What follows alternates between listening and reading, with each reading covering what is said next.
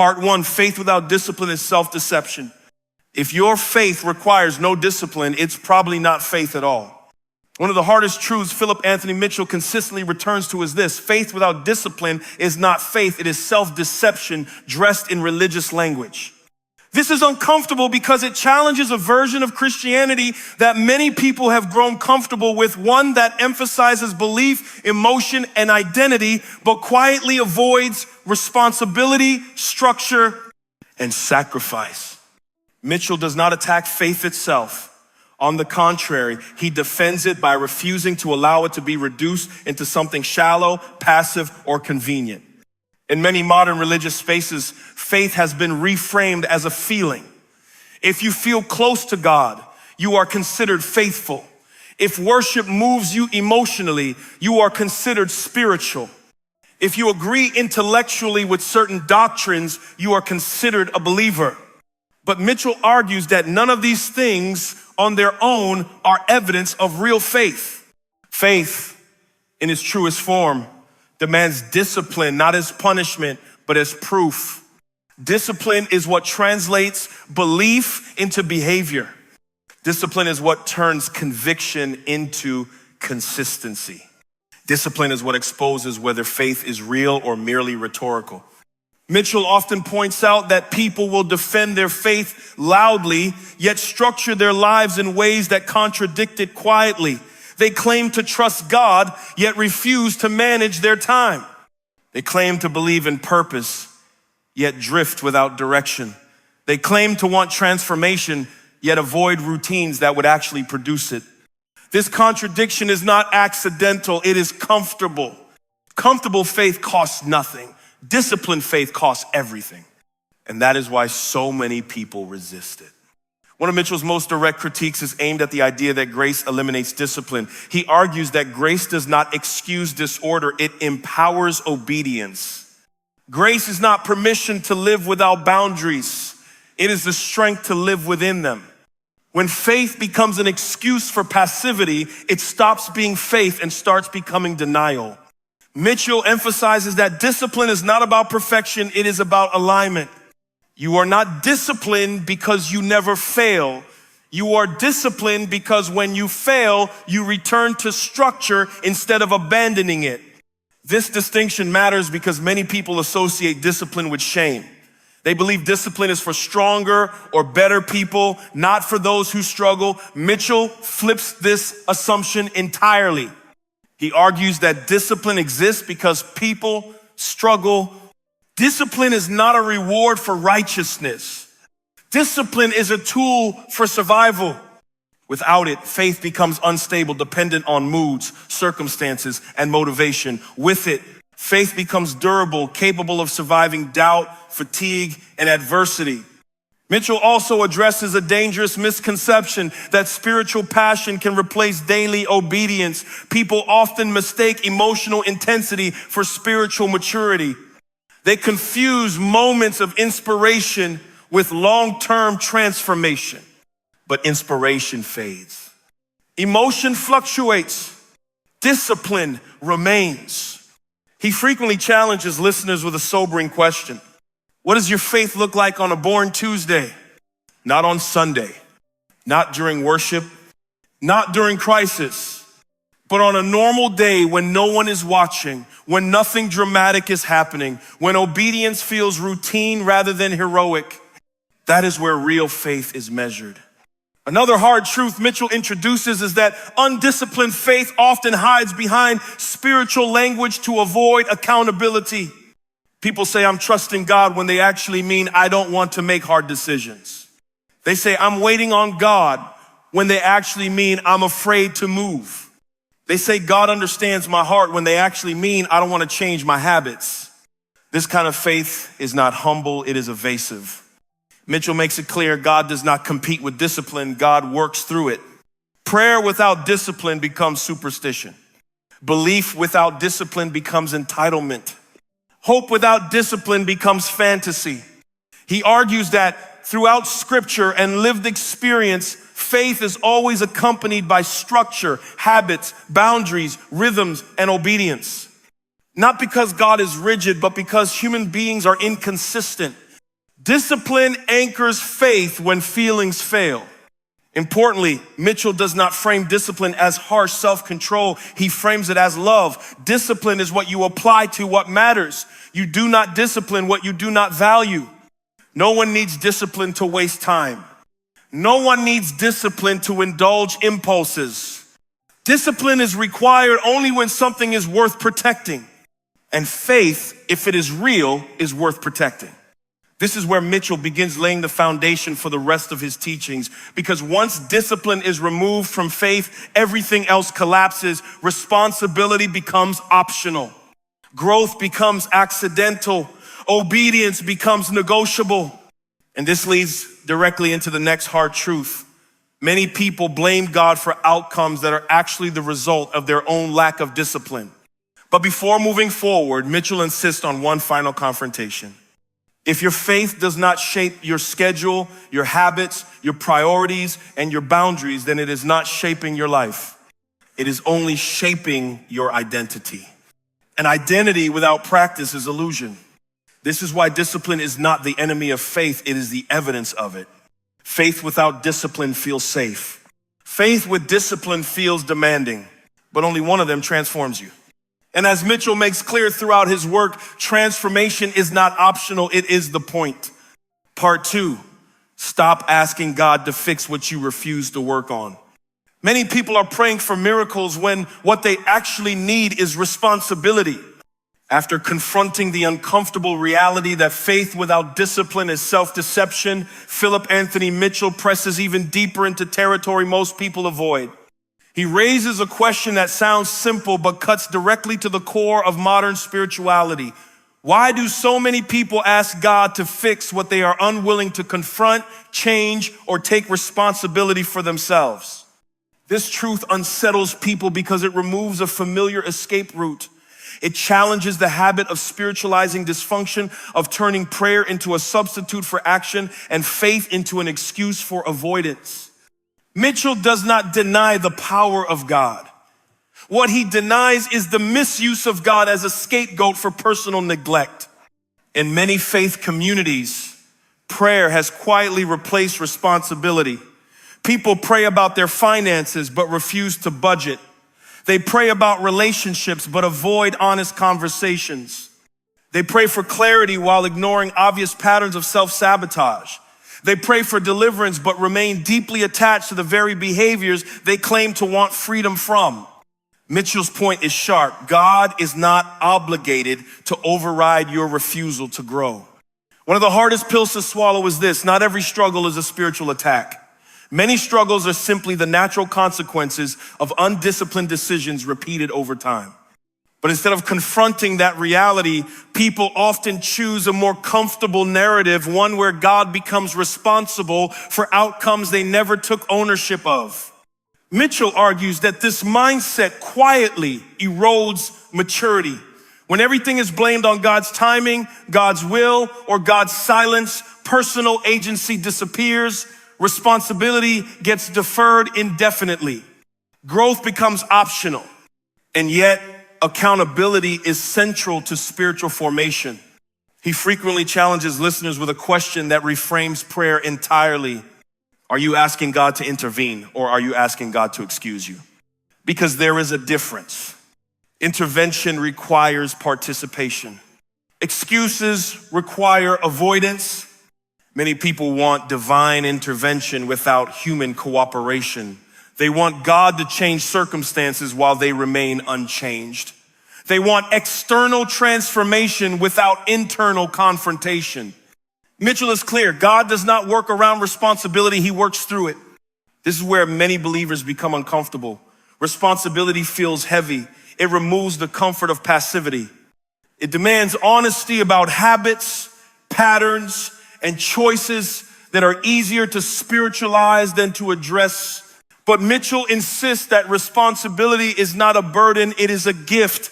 Responsibility means your life is not random. It means your decisions matter. It means growth is possible. Avoiding responsibility may feel safer, but it ultimately leads to stagnation. Another key point Mitchell emphasizes is how people confuse waiting on God with avoiding action. Waiting is often portrayed as spiritual maturity, but Mitchell warns that waiting without obedience is not faith, it is procrastination with religious language. Waiting becomes unhealthy when it is used to delay necessary work. Waiting to forgive when reconciliation requires humility.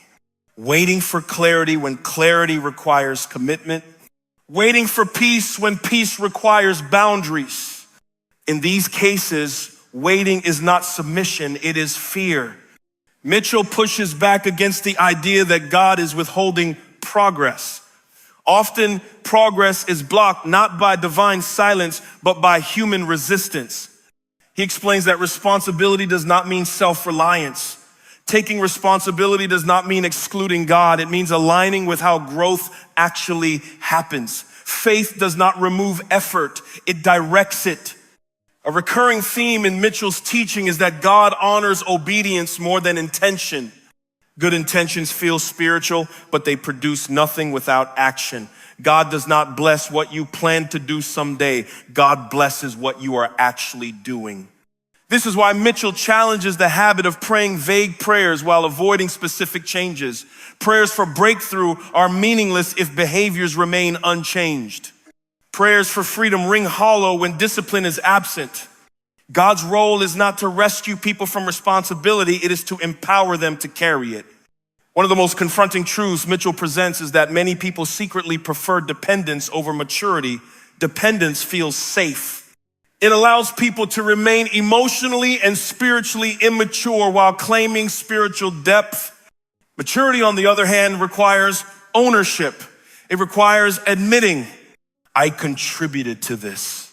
I ignored warning signs. I stayed longer than I should have. I avoided hard conversations. These admissions are painful, but they are also freeing. Mitchell often reminds listeners that responsibility is not about blame, it is about control. You cannot change what you refuse to own. When people blame God for their circumstances, they give away their power. When they accept responsibility, they reclaim it. This truth becomes especially clear in areas like finances, relationships, and personal discipline, areas where patterns repeat until they are interrupted. Prayer alone does not interrupt patterns. Awareness and action do. Mitchell also warns against confusing mercy with exemption. God's mercy does not eliminate consequences. Mercy gives you the opportunity to respond differently next time. If someone continues making the same decisions while expecting different outcomes, the issue is not faith, it is denial. This leads directly into a deeper realization. Many people do not actually want change, they want relief. Relief removes discomfort temporarily. Change requires long-term commitment. Prayer is often used as a tool for relief rather than transformation. Mitchell challenges this approach by reframing prayer as alignment, not avoidance. Prayer should sharpen responsibility, not dull it. As Mitchell builds toward the next phase of this conversation, he introduces a sobering transition. Once responsibility is accepted, another truth becomes unavoidable. Not everyone around you wants to grow. And not everyone who stays comfortable with your dysfunction deserves continued access to your life. And that leads into the next hard truth. Sometimes obedience requires separation, not tolerance. Part 3, growth will cost you people, and that's not a tragedy. If everyone around you is comfortable, you probably haven't changed. Once responsibility is reclaimed, an uncomfortable realization quickly follows. Growth does not happen in isolation. Growth rearranges relationships. Growth exposes misalignment. Growth introduces tension into spaces that once felt safe, not because you are doing something wrong, but because you are doing something different. Philip Anthony Mitchell does not sugarcoat this truth. He states it plainly. Not everyone who benefited from the old version of you will celebrate the new one. For many people, this is where growth stalls. Not because they lack discipline or faith, but because they fear relational loss more than personal integrity. They want transformation without disruption. They want maturity without conflict. They want progress without consequences. Mitchell argues that this expectation is unrealistic and emotionally dishonest. Growth forces clarity. When you change your boundaries, your standards, your priorities, or your habits, it becomes obvious who was connected to you and who was attached to what you allowed. This distinction is painful, but necessary. Many people confuse loyalty with tolerance. They remain in unhealthy relationships, not because those relationships are life-giving, but because they fear being labeled selfish, prideful, or unloving. Mitchell challenges this mindset directly. He explains that love does not require self-abandonment. Loyalty does not demand self-betrayal, and maturity often requires saying no to dynamics that once felt familiar.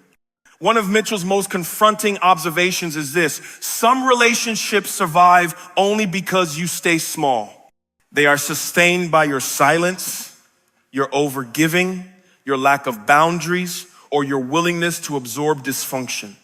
The moment you grow, those relationships feel threatened. Not because you became arrogant, but because the arrangement changed. Mitchell emphasizes that this does not make the other person evil. It simply means the relationship was built on an unspoken agreement that no longer exists. Growth violates unspoken contracts. This is why people who grow are often accused of changing as if change itself is a moral failure. Mitchell reminds listeners that growth by definition means becoming someone you were not before. Expecting growth without change is illogical. He pushes listeners to examine their relationships honestly. Who supports your growth even when it inconveniences them? Who only supports you when you remain accessible, agreeable, and predictable? Who benefits from your lack of boundaries? These questions are uncomfortable because they force clarity, and clarity often leads to separation. Mitchell makes an important distinction here. Separation is not abandonment. Separation is alignment. It is choosing environments that support who you are becoming, not who you were conditioned to be. This truth challenges deeply ingrained beliefs about loyalty and obligation. Many people were raised to believe that endurance equals virtue, that staying, tolerating, and enduring are signs of moral strength. But Mitchell reframes endurance. Endurance is not about how much pain you can tolerate. It is about how faithfully you protect what God is forming in you. Staying in environments that erode your integrity is not noble, it is negligent. Another layer Mitchell addresses is the emotional guilt that accompanies growth. When you change, people who are unwilling to change often feel exposed. And rather than confronting themselves, they project blame onto you. You may be told, you think you're better than everyone now. You've changed. You're not the same anymore. Mitchell encourages listeners to hear these statements differently. Often they are not accusations, they are confessions. They reveal discomfort with your growth, not defects in your character. Growth creates mirrors. Not everyone likes what they see. One of the hardest truths Mitchell presents is that outgrowing people does not make you disloyal. Refusing to grow makes you dishonest. Staying the same to preserve relationships is not love. It is fear disguised as compassion. Mitchell also warns against trying to carry everyone with you. Growth is not a group project. Some people will meet you later, some will not. And forcing alignment often leads to resentment. You are not responsible for managing other people's reactions to your obedience. This becomes especially relevant in family dynamics, long-term friendships, and faith communities where identity is intertwined with conformity. Mitchell acknowledges how painful it is to step out of familiar roles, the peacemaker, the helper, the dependable one, and redefine yourself. But he insists that growth requires leaving old roles behind. Another uncomfortable truth: some people prefer the version of you that needed them. Your independence threatens their relevance. When you stop seeking validation, when you stop asking permission, when you stop over-explaining, the power dynamic shifts. Not everyone is prepared for that shift. Mitchell urges listeners not to interpret resistance as a sign to stop. Resistance is often confirmation that change is real. He also emphasizes the importance of grieving. Letting go of people is not easy. Even when separation is necessary, loss is still loss. Mitchell does not minimize this pain. He invites listeners to honor it without allowing it to control them. Grief is not evidence of a wrong decision. It is evidence that the relationship mattered. But grief should not be mistaken for regret. As Mitchell transitions toward the next truth, he introduces a sobering warning. Once you accept that growth costs relationships, another reality emerges. Being misunderstood is not a sign of failure, and being affirmed is not a sign of obedience. And that leads into the next hard truth. Approval is not alignment, and obedience often looks lonely. Part 4, obedience is often lonely. Approval is not alignment. Just because people clap for you doesn't mean you're walking in truth. After accepting that growth will cost you people, another uncomfortable reality becomes impossible to ignore.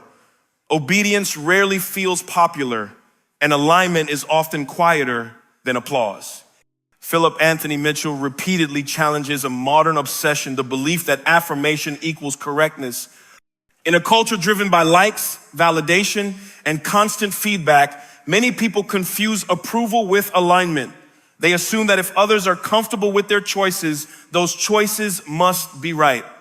Mitchell dismantles this assumption. He argues that obedience is not measured by how many people agree with you, but by whether your actions are rooted in conviction rather than convenience. Approval feels good, but it is a weak compass. It points toward comfort, not truth. One of the hardest adjustments in personal growth is learning to function without constant reassurance. When you stop outsourcing your sense of direction to other people's opinions, silence becomes louder. And many people interpret that silence as failure. Mitchell reframes this moment. He explains that loneliness is not always a sign of being lost. Sometimes it is evidence of being led somewhere unfamiliar. Obedience often requires moving ahead before others understand. It demands trust without visibility. It calls for faith without feedback. This is where many people retreat. Mitchell notes that people are often willing to change as long as they are celebrated.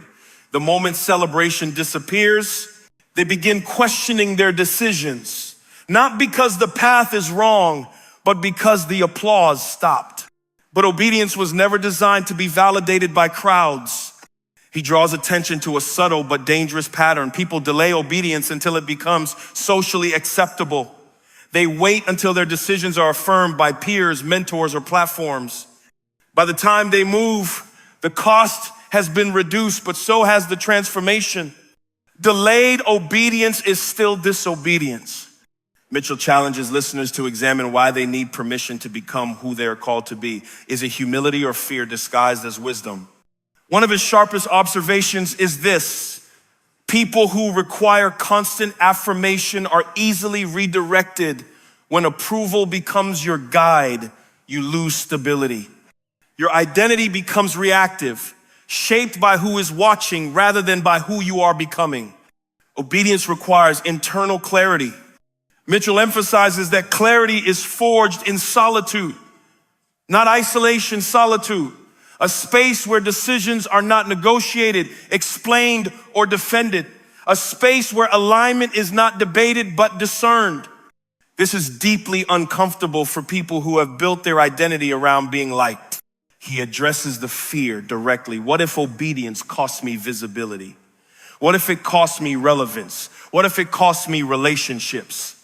Mitchell's answer is unwavering obedience may cost you all of those things, but it will give you integrity. And integrity is not loud, but it is stable. Another critical distinction Mitchell makes is between being misunderstood and being misaligned. Many people fear misunderstanding more than they fear compromise. They would rather dilute their convictions than endure being misinterpreted. But Mitchell insists that misunderstanding is inevitable when you are no longer living for consensus. Growth shifts your language, your pace, and your priorities. People who are accustomed to the old version of you will struggle to interpret the new one. This does not mean you owe them an explanation. Mitchell cautions against over-explaining. Over-explaining is often a form of self-doubt. It reveals a need for validation rather than a commitment to clarity. Obedience does not require consensus, only conviction. He also addresses spiritual disillusionment, the moment when obedience does not immediately produce visible results. Many people expect obedience to be rewarded quickly, tangibly, and publicly. When that does not happen, discouragement sets in. Mitchell reframes success. Obedience is not about outcomes, it is about alignment. Outcomes follow alignment, but they are not the measure of it. This truth is difficult in a performance-driven culture. People want proof. They want metrics. They want reassurance that their obedience is working. But obedience often works beneath the surface first. Roots grow in darkness. Mitchell invites listeners to consider this. What if obedience is shaping your character before it changes your circumstances? What if the delay is not denial, but development? Another tension Mitchell explores is the difference between obedience and rebellion disguised as authenticity. Not every unpopular decision is obedient. Some are simply reactive. Obedience requires discernment, not defiance. Mitchell warns against confusing independence with wisdom.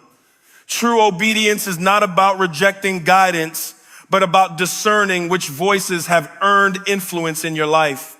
The more you grow, the fewer voices should shape your direction. Noise is the enemy of clarity. As obedience becomes more personal, loneliness can intensify. Mitchell does not minimize this. He acknowledges that walking without affirmation feels unnatural at first. Humans are wired for connection, but connection without alignment becomes a distraction. Loneliness, when navigated well, becomes refinement. It strips away performative behavior. It exposes motives. It clarifies desire. And most importantly, it reveals whether your commitment is rooted in truth or in validation. Mitchell concludes this truth with a sobering reminder. Being applauded does not mean you are aligned, and being alone does not mean you are abandoned. Often, obedience looks quiet before it looks fruitful. And as the silence deepens, another truth emerges, one that many people avoid because it demands internal honesty rather than external adjustment. That truth is this: discipline is not about control, it is about freedom. And that leads directly into the next hard truth Mitchell confronts, that comfort is the most seductive form of bondage. Part 5, discipline is not restriction, comfort is the real cage. Most people are not trapped by systems or circumstances. They are trapped by comfort. After obedience strips away approval, a new tension emerges, one that is far more seductive and far more dangerous than opposition. Comfort. Philip Anthony Mitchell speaks about comfort not as a reward, but as a subtle form of captivity. Unlike obvious struggles, comfort does not announce itself as a threat. It feels safe, familiar, deserved. And that is precisely why it is so effective at stalling growth. Mitchell challenges a deeply ingrained belief that discipline limits freedom. He argues the opposite. Discipline is not confinement, comfort is. Discipline demands effort, but comfort demands nothing, and that is the problem.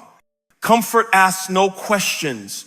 It does not require courage. It does not provoke reflection. It simply preserves the present moment, even when the present moment is slowly eroding your future. Many people do not abandon their purpose. They simply get comfortable enough to stop pursuing it.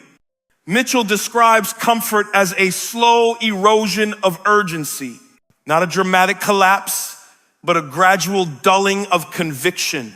You do not wake up one day disconnected from your calling. You drift there by choosing ease over effort repeatedly. This drift is dangerous because it feels reasonable. He notes that comfort often disguises itself as balance, wisdom, or self-care. While these concepts are valuable, comfort manipulates them to justify avoidance. It reframes discipline as extremism and consistency as obsession. Mitchell is clear. True discipline is not about harshness. It is about alignment. It is the repeated choice to act in accordance with your values, regardless of mood, motivation, or convenience. Discipline creates structure. Structure creates clarity. Clarity creates freedom. Without discipline, freedom becomes chaos, endless options without direction. Comfort thrives in this chaos because it requires no commitment. It allows you to feel productive without being transformative. Mitchell points out that many people confuse busyness with discipline. They fill their schedules to avoid confronting the areas of their lives that require focused restraint. But discipline is not about doing more. It is about doing what matters consistently. Comfort avoids consistency. Another insight Mitchell emphasizes is that comfort numbs discomfort before it builds resilience. Growth requires friction. Discipline introduces controlled resistance, the kind that strengthens rather than breaks. When comfort becomes the priority, resistance feels offensive. Any challenge feels unnecessary. Any demand feels unreasonable. This is why comfort often produces defensiveness. Mitchell explains that people who are deeply attached to comfort tend to resist accountability. Accountability threatens ease. It exposes inconsistency. It demands adjustment. So instead of embracing correction, comfortable people reframe it as judgment or negativity. Discipline, on the other hand, welcomes correction because it understands the goal is freedom, not ego protection. One of the most compelling points Mitchell makes is this: comfort promises peace but delivers stagnation. Discipline promises discomfort but delivers growth. This trade-off is unavoidable. Mitchell also addresses the emotional dimension of discipline. Many people wait to feel ready before acting. They assume discipline should feel natural, inspired, or aligned with motivation. But discipline often precedes motivation. He explains that feelings are unreliable indicators of readiness. Discipline is not reactive, it is proactive. It acts in advance of desire. It trains the body and mind to follow conviction rather than emotion. Comfort reverses this order. It allows feelings to dictate behavior, which leads to inconsistency and self-betrayal. Mitchell challenges listeners to examine where comfort has become a governing principle. Is it in relationships that no longer sharpen you? In habits that no longer serve you? In routines that preserve peace at the cost of progress? Comfort is not evil, but it is dangerous when it becomes non-negotiable. He also explores the illusion of control that comfort provides. Comfortable environments are predictable. They reduce risk, but they also limit exposure to growth. Over time, predictability becomes a prison. Discipline introduces uncertainty, not recklessness, but challenge. It stretches capacity. It reveals limits so they can be expanded. Mitchell emphasizes that discipline is not about perfection. It is about direction. Missing a day is not failure. Abandoning structure is. Comfort encourages abandonment by making exceptions feel harmless. Discipline counters this by emphasizing identity over impulse. You do not act disciplined, you become disciplined. As this identity forms, freedom expands. Choices become clearer. Boundaries become easier. Temptations lose their grip because discipline has reshaped desire. Mitchell reframes freedom not as the absence of limits, but as the presence of self-governance. The most free people are not those who can do anything, but those who can say no. Comfort removes the need to say no. Discipline strengthens that capacity. Toward the end of this reflection, Mitchell confronts a hard truth. Many people romanticize freedom, but resent the responsibility it requires. Discipline forces ownership. Comfort allows excuses. Ownership is heavy, but it is also empowering. Mitchell invites listeners to consider this question honestly. What has comfort cost you? Not theoretically, but concretely. What potential has been delayed? What clarity has been postponed? What version of yourself has been quietly negotiated away? Discipline is the path back, not as punishment, but as liberation. He closes with this reminder: discipline does not shrink your life, it expands it. It clears the fog of indecision. It replaces emotional volatility with stability. And most importantly, it prepares you for the next truth, one that many people avoid because it demands responsibility rather than relief. That truth is this: you are not waiting on opportunity. Opportunity is waiting on your readiness. And that is where the journey continues. Part 6, you are not waiting for opportunity. Opportunity is waiting for your readiness. What you call delay is often preparation you have been avoiding. After dismantling the illusion of comfort, Philip Anthony Mitchell turns toward a truth that unsettles many people. Opportunity is rarely absent, readiness is. This idea challenges a narrative deeply embedded in modern thinking. Many people believe life is a waiting room. They wait for the right connection, the right season, the right break, the right permission. Mitchell confronts this mindset directly. He argues that opportunity does not operate on sympathy, it responds to capacity. Opportunity is not delayed because the world is unfair, it is delayed because the individual is unprepared. Mitchell reframes waiting as a mirror. The longer someone feels stuck, the more likely it is that something internally has not yet matured. Skill, character, emotional stability, discipline, vision. These are not optional accessories, they are prerequisites.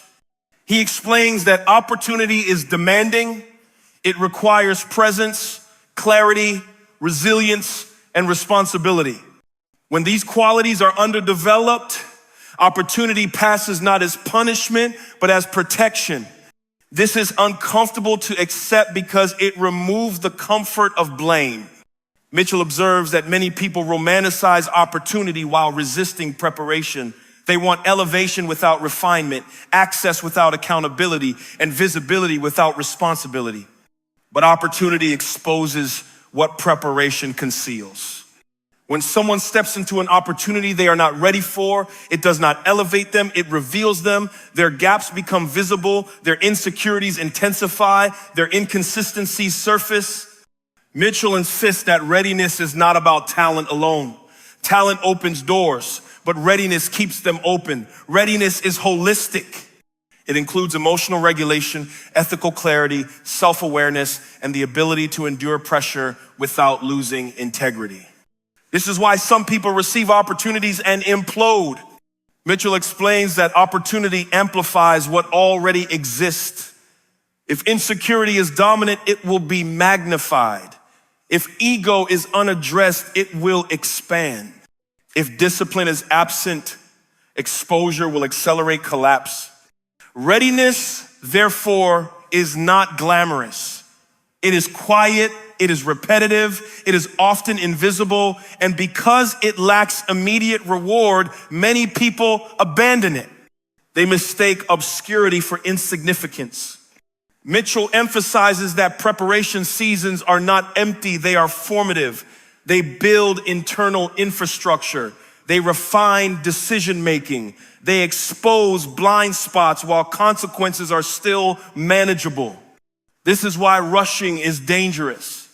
He challenges the belief that more time automatically produces readiness. Time only magnifies habits. Without intentional growth, time deepens dysfunction. Readiness requires deliberate practice. Mitchell also confronts entitlement, the belief that desire alone qualifies someone for opportunity. Wanting something does not prepare you for it. Craving visibility does not equip you for scrutiny. Opportunity demands stewardship. Mitchell often highlights that many people ask for doors to open, but few ask if they are strong enough to walk through them without self-sabotage. Strength here is not physical, it is internal coherence. He explains that readiness is the alignment between values, behavior, and capacity.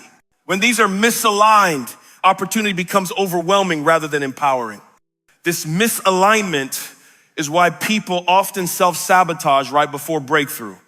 Mitchell describes self-sabotage not as irrational behavior, but as an unconscious response to unreadiness. When success threatens identity, the mind retreats to familiarity, even if familiarity is limiting.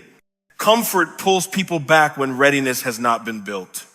He encourages listeners to examine patterns rather than circumstances. If opportunities consistently collapse, it is worth asking what internal structures are unstable. Readiness requires honesty. Mitchell also emphasizes the role of patience, not passive patience, but active endurance. Preparation often feels like delay because progress is internal before it becomes external. This phase tests commitment. Many abandon preparation because it does not provide applause. No one celebrates discipline in private. No one rewards restraint in obscurity. But Mitchell reminds us that the public moment is sustained by private consistency. Readiness also requires humility, being teachable, being correctable, being willing to unlearn before relearning. Pride resists preparation because it fears exposure. Mitchell argues that humility accelerates readiness because it shortens the learning curve. He also highlights that readiness includes emotional maturity. Opportunity introduces pressure, criticism, expectations, and responsibility. Without emotional regulation, these forces destabilize identity. This is why Mitchell often says that healing is part of preparation. Unresolved wounds distort perception. They turn opportunity into threat. They create reactivity instead of responsiveness. Readiness is wholeness, not perfection. Another critical point Mitchell raises is that opportunity is not always dramatic. Sometimes it arrives as responsibility rather than recognition, as increased demand rather than increased applause. Unready people often reject opportunity because it does not look like validation. Mitchell warns against selective readiness, being prepared for the benefits of opportunity but not the burden. Opportunity always comes with weight. Influence comes with accountability. Access comes with expectation. Readiness accepts both. He invites listeners to stop asking, when will my time come? And instead ask, who am I becoming while I wait? This reframing shifts focus from external timing to internal development. Mitchell closes this section with a sobering but empowering truth. Opportunity is not something you chase. It is something you attract by becoming capable of handling it. Readiness is magnetic. When discipline replaces comfort, when identity replaces impulse, when preparation replaces entitlement, opportunity does not need to be pursued. It finds alignment. And this leads directly into the next truth. Mitchell confronts one that unsettles even disciplined people. Success will cost you relationships, and not all losses are tragedies. Part 7, growth will cost you relationships, and not all losses are tragedies. If everyone is still comfortable with who you are becoming, you are probably not growing. After confronting the reality that opportunity waits for readiness, Philip Anthony Mitchell turns to a consequence that many people are emotionally unprepared for. Growth is relationally expensive. Most people assume success will add to their lives more opportunities, more validation, more connection. Mitchell argues the opposite is often true. Growth subtracts before it multiplies. And one of the first things it subtracts is people. This truth is deeply uncomfortable because humans are wired for belonging. Relationships provide identity, safety, and familiarity. Losing them feels like failure. Mitchell reframes this loss not as cruelty, but as consequence. Growth changes frequency. As an individual evolves, their values shift. Their priorities sharpen. Their tolerance for dysfunction decreases. What once felt normal begins to feel heavy. Conversations lose resonance. Shared habits no longer align. This is not arrogance. It is differentiation. Mitchell explains that growth introduces contrast, and contrast makes misalignment visible. Relationships that were sustained by sameness struggle when one person begins to move. Many people attempt to outgrow their circumstances while dragging everyone with them. Mitchell warns that this instinct often leads to stagnation. Growth is personal. It cannot be negotiated into group consensus. Some relationships are seasonal. Mitchell emphasizes that not all connections are meant to last forever. Some people are assigned to phases, not futures. Their role is to support a version of you that no longer exists. Holding on to them out of guilt creates internal conflict. He challenges the idea that loyalty means permanence. Loyalty, in his view, means honesty, including honesty about divergence. Staying in relationships that require self-betrayal is not loyalty. It is fear disguised as virtue. Growth demands congruence. Mitchell addresses the subtle pressure people feel to remain familiar in order to preserve comfort for others. When someone grows, they disrupt unspoken agreements. They stop enabling dysfunction. They stop shrinking. They stop participating in cycles that once bonded the group. This disruption is often met with resistance. People who benefited from your old boundaries will mourn their loss. They may label your growth as arrogance, selfishness, or betrayal. Mitchell notes that these accusations often reveal dependency, not truth. Growth exposes hidden contracts. Some relationships are built on mutual stagnation. As long as no one changes, everyone feels safe. Growth breaks this equilibrium, and not everyone wants to renegotiate.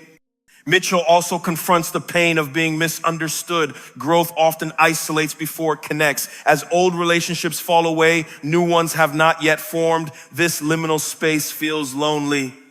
Many people retreat during this phase. They return to old patterns to regain belonging. Mitchell warns that this is where growth dies.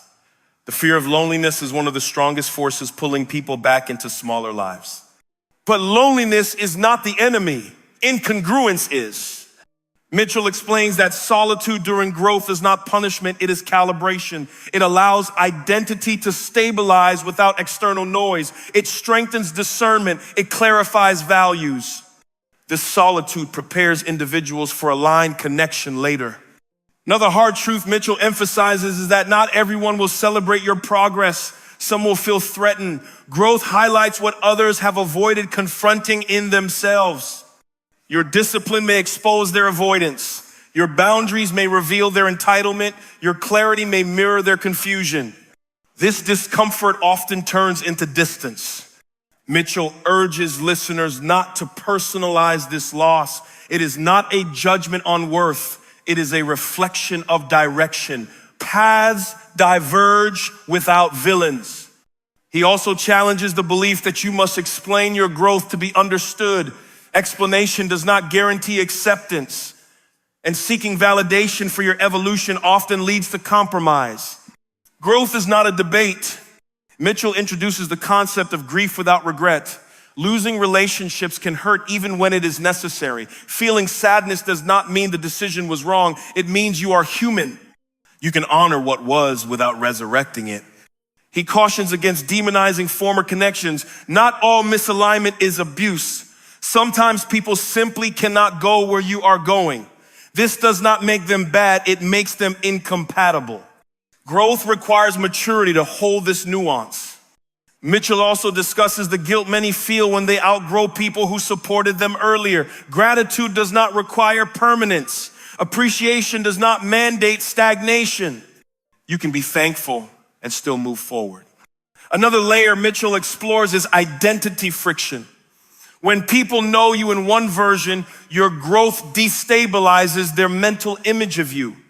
They may attempt to anchor you to who you were. This anchoring can feel suffocating. Mitchell advises resisting the urge to perform your old self for relational comfort. Growth requires authenticity even when it disappoints expectations. He also emphasizes that growth attracts new relationships, but only after space is created. Holding on to misaligned connections crowds out alignment. This is why pruning precedes flourishing. Mitchell reframes relational loss as refinement.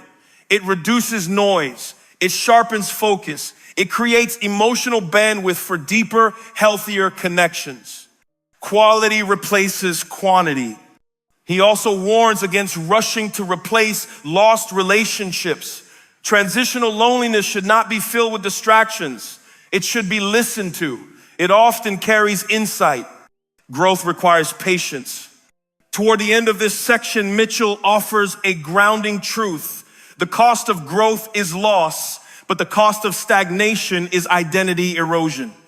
One is painful but purposeful. The other is comfortable but corrosive. He invites listeners to ask themselves a difficult question. Who do I have to pretend to be in order to stay connected? The answer reveals the price of belonging. Growth removes masks. Mitchell closes by affirming that the right relationships will not require you to shrink. They will challenge you, but not erase you. They will stretch you without suffocating you. And to reach them, you must release what no longer fits. This sets the stage for the next hard truth, one that many avoid even after growth and loss. Discipline will outlast motivation, and feelings are unreliable leaders. Part 8, motivation is a liar. Discipline is the only thing that stays. If you only act when you feel like it, you will never become who you are capable of being. After confronting the relational cost of growth, Philip Anthony Mitchell moves into one of the most uncomfortable truths people resist accepting. Motivation is unreliable. It feels powerful, inspiring, and intoxicating, but it is temporary. Discipline, on the other hand, is quiet, repetitive, and often boring, yet it is the only force that consistently produces results. Most people build their lives around how they feel. Mitchell argues that this is precisely why most people remain stuck. Feelings fluctuate, identity does not. Mitchell dismantles the cultural obsession with motivation. Social media glorifies bursts of inspiration, speeches, quotes, emotional surges that promise transformation. But Mitchell calls this emotional sugar. It spikes energy without building structure. Motivation creates intention. Discipline creates identity. He explains that motivation is a reaction to circumstance. It depends on mood, environment, validation, and novelty. Discipline operates independently of those variables. It is a decision made once and executed repeatedly. Most people wait to feel ready. Mitchell argues that readiness is a myth. Growth does not require readiness, it requires commitment. Waiting for motivation delays progress indefinitely. Discipline begins when motivation ends. He emphasizes that discipline is not punishment, it is self-respect in action. Discipline is choosing long-term alignment over short-term comfort. Mitchell explores why people resist discipline. Discipline removes excuses. It exposes inconsistencies. It demands honesty about effort. Many people prefer motivation because it allows them to feel productive without changing behavior. Motivation makes you feel like you're moving. Discipline actually moves you. He introduces a crucial distinction. Motivation asks, do I feel like it? Discipline asks, who am I becoming? This shift reframes action as identity, expression, rather than emotional response. Mitchell asserts that discipline is not about intensity, it is about consistency. Small actions repeated daily outperform sporadic, heroic effort. This is why disciplined individuals often appear naturally successful. Their success is simply accumulated behavior. Discipline compounds. He addresses the misconception that discipline kills creativity or joy. Mitchell counters that discipline creates freedom. When behaviors are automated, mental energy is freed for higher level thinking. Chaos is exhausting. Structure is liberating. Mitchell also challenges the belief that discipline requires extreme rigidity. True discipline is adaptive. It adjusts without abandoning principles. It is flexible in method, but firm in direction. Motivation collapses under stress. Discipline survives it. When life becomes difficult, illness, conflict, fatigue, motivation disappears first. Discipline remains because it is not based on emotion. It is based on values. Mitchell explains that disciplined people do not rely on willpower alone. They design environments that support their identity. They reduce friction. They remove temptations. They make the right actions easier and the wrong actions harder. Discipline is strategic, not heroic.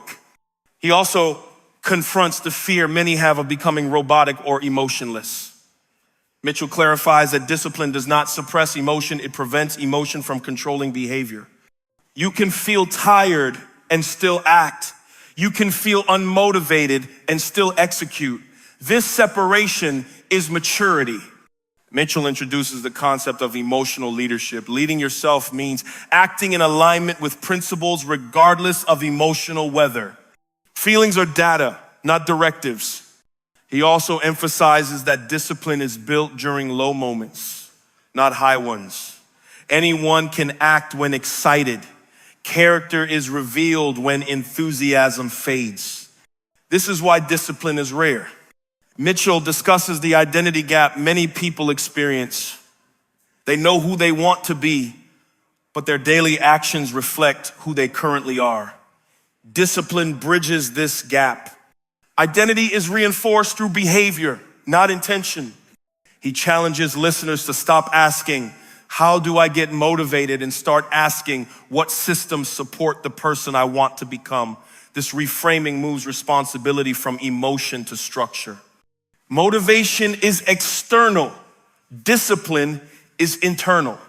Mitchell also addresses burnout. Many confuse burnout with lack of motivation. Often, burnout is the result of unsustainable intensity without structure. Discipline encourages pacing, recovery, and sustainability. Discipline respects limits. He warns against idolizing hustle without direction. Discipline without purpose becomes obsession. Purpose without discipline becomes fantasy. The two must coexist. Mitchell explores how discipline strengthens self-trust. Every kept promise reinforces identity. Every broken promise erodes it. Over time, disciplined individuals trust themselves. Undisciplined individuals doubt themselves. Self-trust is built, not assumed. This is why discipline increases confidence. Confidence is not bravado, it is evidence. Disciplined people have proof that they follow through. Mitchell also addresses resistance. Resistance does not disappear with discipline. It becomes irrelevant. You act anyway. Discipline is action without negotiation. He highlights that discipline simplifies decision-making. When rules are clear, choices are easy. Ambiguity creates fatigue. Discipline removes ambiguity. You do not debate what you have already decided. Mitchell concludes this section by stating a core truth. Motivation starts journeys, discipline finishes them. Those who wait for motivation remain starters. Those who build discipline become finishers. He challenges listeners to examine where they are emotionally driven instead of principle driven. Where feelings dictate behavior, progress remains fragile. Discipline makes growth inevitable. He closes with a sobering reflection.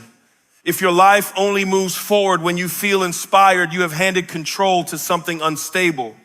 Discipline takes control back. This prepares the ground for the next hard truth, one that emerges after discipline is established. Success will amplify who you already are, not transform you. Part 9, success doesn't change you, it reveals you. Success doesn't make you better or worse. It simply removes the mask. After dismantling the illusion of motivation and establishing discipline as the foundation of growth, Philip Anthony Mitchell confronts another uncomfortable reality most people prefer not to face. Success does not fix you. It does not heal insecurity, repair character flaws, or transform who you are at your core. Instead, success amplifies whatever already exists beneath the surface. Many people chase success believing it will complete them. Mitchell argues that this belief is not only false, it is dangerous. Success is a magnifier, not a cleanser. Mitchell explains that when resources are limited, flaws are often hidden. Lack of money, status, or influence forces restraint. Once success removes those constraints, character is exposed. The disciplined become more disciplined. The insecure become more controlling. The generous become more giving.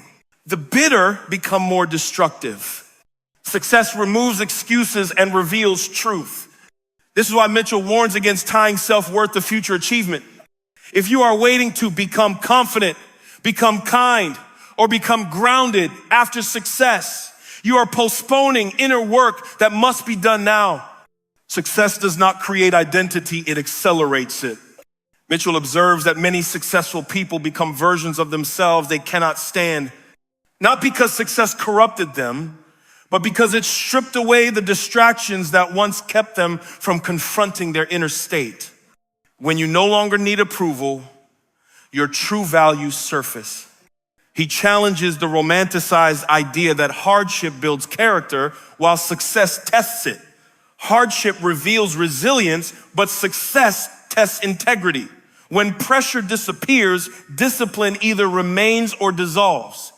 Success asks simple question, who are you when you don't have to try so hard? Mitchell highlights that people often attribute negative changes in successful individuals to arrogance or greed. In reality, success often exposes unresolved wounds, insecurity, fear of abandonment, or the need for dominance. Money doesn't make people selfish, it reveals whether they already were.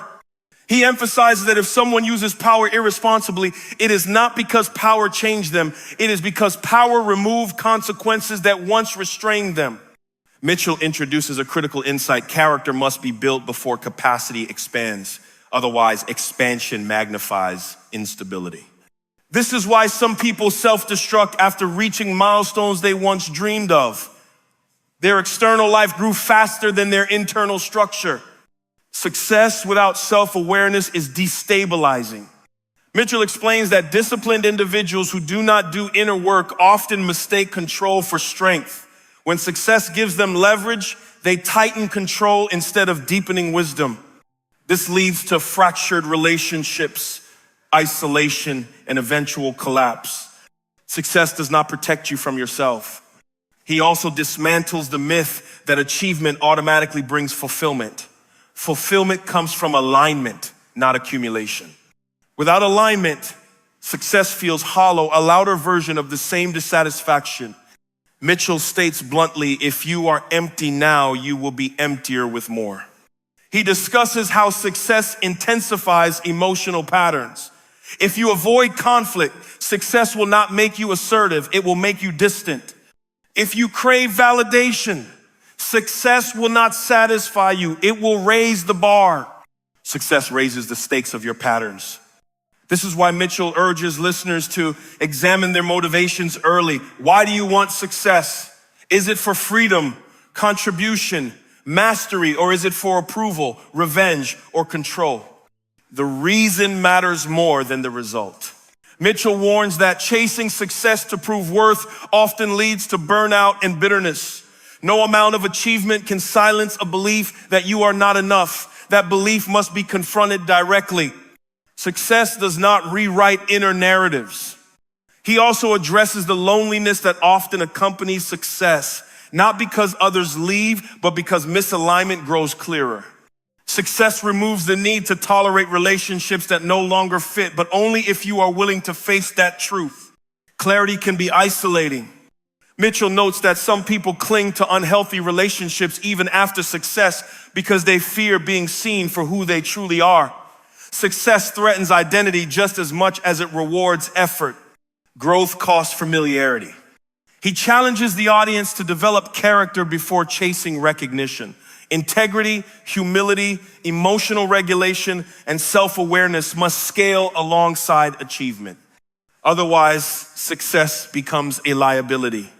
Mitchell emphasizes that discipline without introspection produces high-functioning dysfunction. You may achieve more while understanding yourself less. This is why many high performers feel disconnected from joy. Success exposes the gap between achievement and meaning. He introduces the concept of internal congruence. When actions, values, and identity align, success feels grounded. When they do not, success feels heavy. Alignment determines experience. Mitchell stresses that humility is not self-deprecation, it is accurate self-assessment.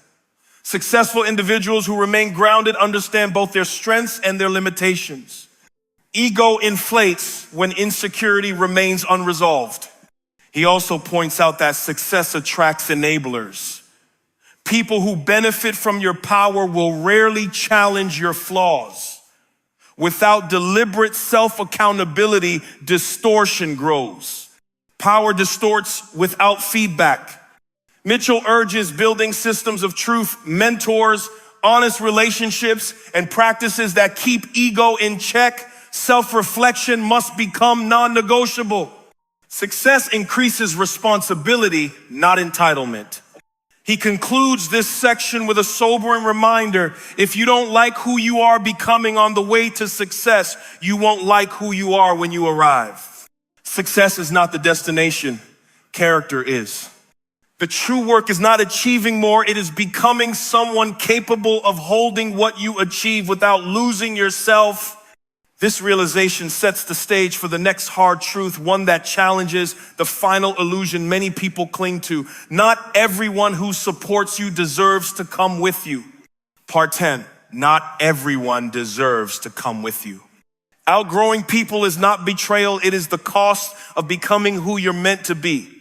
After confronting the truth that success reveals rather than transforms, Philip Anthony Mitchell delivers one of the most emotionally challenging realities of growth. Not everyone who started with you deserves to finish with you. This truth cuts deeper than ambition, discipline, or success because it forces a confrontation with attachment. Humans are wired to preserve familiarity. We confuse loyalty with stagnation, history with obligation, and comfort with connection. Mitchell makes a clear distinction. Shared history is not shared direction.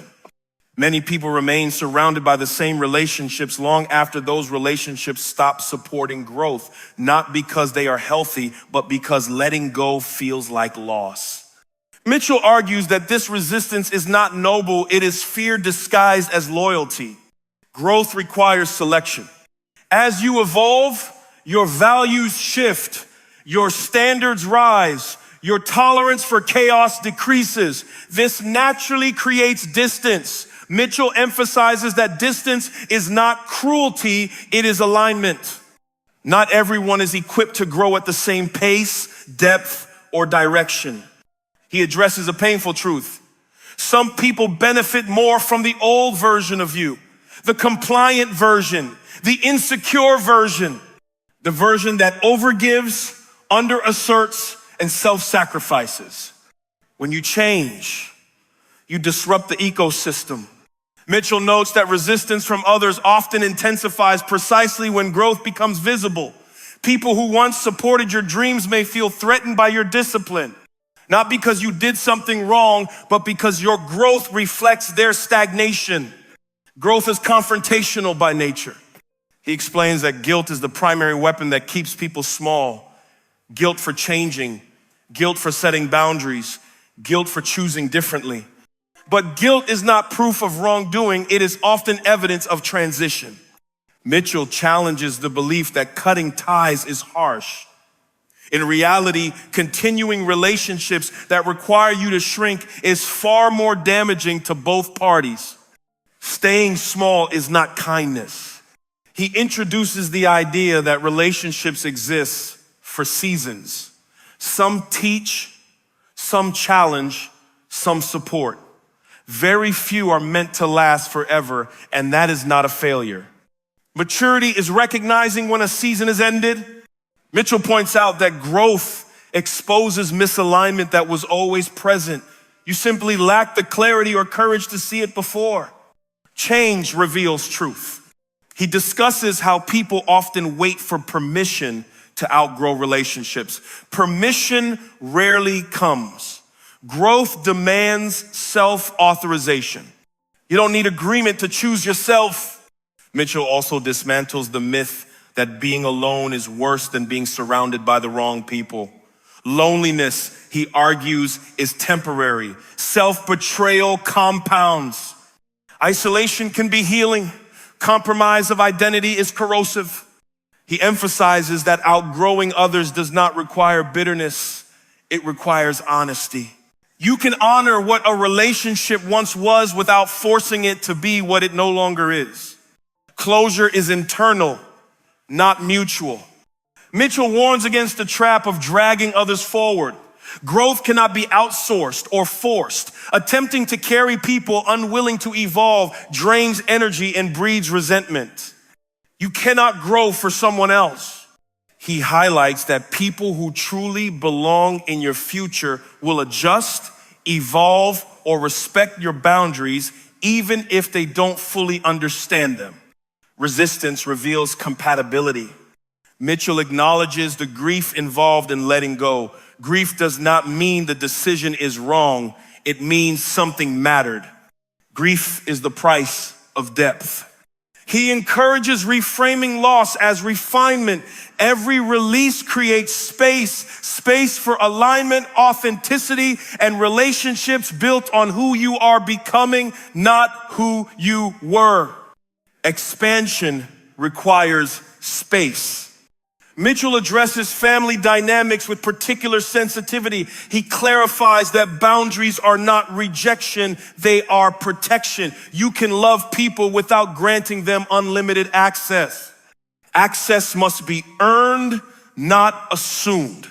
He challenges listeners to evaluate relationships by energy exchange rather than obligation. Do interactions leave you grounded or depleted, supported or diminished? Your nervous system knows the truth before your mind accepts it. Mitchell stresses that growth demands courage, the courage to disappoint others rather than betray yourself. You will be misunderstood. You will be judged. You will be accused of changing. And you must accept that. Growth is not democratic. He reminds the audience that people who benefit from your old boundaries will protest your new ones. That protest is not evidence of wrongdoing, it is evidence of impact. Boundaries reveal who respects you. Mitchell reframes success not as accumulation, but as alignment. The ultimate measure of growth is not how much you achieve, but how little you abandon yourself along the way. Self-respect is the real milestone. He concludes the series with a defining statement. The goal is not to arrive with everyone. The goal is to arrive whole. You are not meant to carry everyone into your future. You are meant to become someone who can live truthfully within it. Letting go is not loss. It is refinement. And refinement is the final form of growth. Series closing reflection. This series was never about motivation. It was about responsibility, not about success, but about identity, not about becoming admired, but about becoming aligned. The hardest truths are not avoided because they are complex. They are avoided because they demand change. And change always costs something. But what it gives back is something far more valuable: self-respect, clarity, and freedom.